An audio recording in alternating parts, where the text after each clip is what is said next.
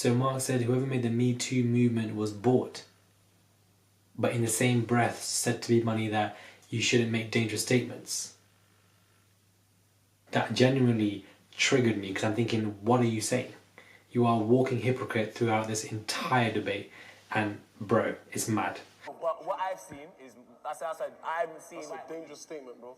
It could be, but... 9 times out of 10, most women, yeah, in a situation like that are gonna run and get away as far as possible. Oh, wait. Freeze up. So, okay, you said freeze up. You said freeze up. To me personally speaking, I don't speak for everybody, but I speak for myself, yeah? That is a calculated move. Because if you freeze up, your mind is not going to think, draw for the phone and film this. Hey guys, hope you guys are doing well today. It's Murad Murali. So they have, Murad Murali, yeah it is. Just kind of just, Anyways, we're going to get into this debate. It is 3 in the morning. Wow. Debate question was, should the Me Too movement change the way we should approach sex? Now, I'm actually quite shocked with Marc, because I feel like he was very hypocritical throughout the entire debate, and I feel like now I'm not really checking for him. He was my new favorite character from the beginning, but now he no longer is. He's to the side. Bye, I'm done. It's hilarious how he was saying I don't speak for everybody but myself, but literally in that same sentence you were just dictating an entire situation. You were just dictating what people feel, what they should do in scenarios, like you were there, like you are them. But in the same sentence you don't speak for everybody else, but for some reason you are entitled to believe what people should or should not do when they are in a situation. You have just said that somebody who freezes up is a calculated move. Calculated move is something that requires processes of thinking. It takes time, precision, thoughts. People who freeze up in situations where they are being sexually assaulted, sexually abused, raped, is not calculating. It's a moment of fear. It's fight or flight. Have you not heard of any of this? It happens like this. It's natural. It's a shock. When you're scared, when somebody scares you, you don't plan that. It just happens. To be so ignorant and say that the Me Too movement is movement that was bought. Are you mad?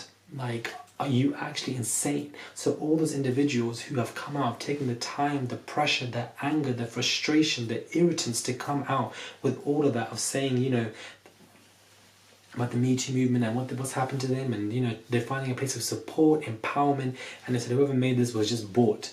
As if you just degraded and just subsided everybody who struggled through so much pain, because sexual abuse can do a lot to you. Like, what part of privilege are you speaking from? Sheer degradation at the highest. I think it's disgusting. And Esther opened up the debate saying I feel sorry for the men and so forth, and there are situations where it can be a bit tight for them, can be a bit difficult for them if they stare at someone for too long, if they act inappropriate, if they don't get the right signals, they might be deemed something and deemed this and deemed that. She is totally regarding the sheer struggle that women face in this entire debacle. You just completely ignored it, and you're suddenly supporting the men in a situation like men aren't the ones who do it the most. Now, of course, women can, assault men too in any way and rape men too anyways. And to see her just immediately going straight to that, as if you're trying to appeal to cast members, as if you're trying to appeal to the men, and it's like, what are you doing? You wouldn't have the same energy if this happened to your daughter at all. So what are you doing? People don't think before they speak. It's actually so scary and dangerous. There is an art to listening. There is such a beautiful art to listening, to observing, to just sitting back. There's power in logic, in sitting back and applying that logic in your thought processes. And you can tell from this debate that a lot of people don't. And it's just so sad. I'm glad that Gogo actually implied some sense in the situation. If it's not Gogo, it's Revive. If it's not Revive, it's Adrian these days, because Nissi and Azariah ain't here anymore. But somebody has to carry the damn beacon. He reflects how the Me Too movement implores the sexual exploitation of females in the workforce, and how it's given a more of a wide access to how men should think when it comes to these situations, how they should act. It's given us that backdoor to think maybe this, and X, Y, Z. And I also agree with Chima when she said that the men need to focus on consent. And Nunu was saying the same stuff, that, it's all about consent. Glad that Nunu kind of grappled Esther when Esther was talking about men straight away and how it affects them. Nunu quickly just said, that does happen, you're correct, but it's a minority that it happens to in terms of, percentage-wise. We're looking at the majority in terms of the percentage-wise and how they're affected. It's there for support, empowerment, strength, courage. This is what this movement has done for a lot of people. It's provided a lot of liberation for individuals, and I'm just glad that she kind of shut that down very quickly. And Adrian again expressed the fact that he was talking about the gender inequalities in this entire situation where, you know, men aren't really taught how to behave, but females are. So this Me Too movement helps to express that, helps to, you know, reflect that men should be able to process how they should act and think around situations, around people. And, you know, I can feel like Lucas partially agreed. I don't know what Mark was on, but whatever, I'm over it now. I'm over him completely. It's very just ignorant, it's just nonsense, and it's just disgusting, truthfully speaking. But I'm glad that they had this conversation, this debate. I feel like it was very fulfilling. I feel like it was very intuitive and very, you know, just an eye-opener to a lot of the characters and their insights and their depths and substances, and those who don't even seem, and those who appear to have depth but clearly don't.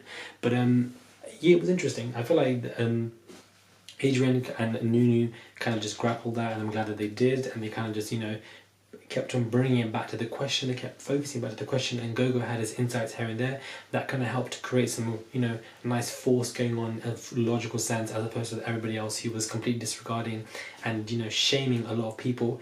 Is unfortunately quite sad, but, you know, this is what's going on. The fact that you believe and think that the Me Too movement was made by somebody who was just bored, as if it's nothing, you can just dismiss it. Yes, I understand that some ladies or some men lie about assault. It definitely happens, and it's annoying, it's bad, and they should also go to the jail 110%, because it's a crime, it's disgusting.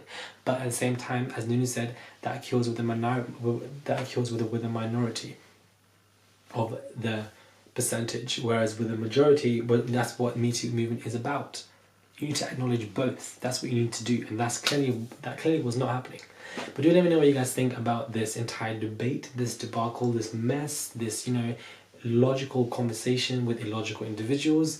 Hit me up on my Instagram, please, and definitely subscribe. Hit that button below. Tap my name on Instagram. Support me. I would massively appreciate it, and I'll catch you guys soon.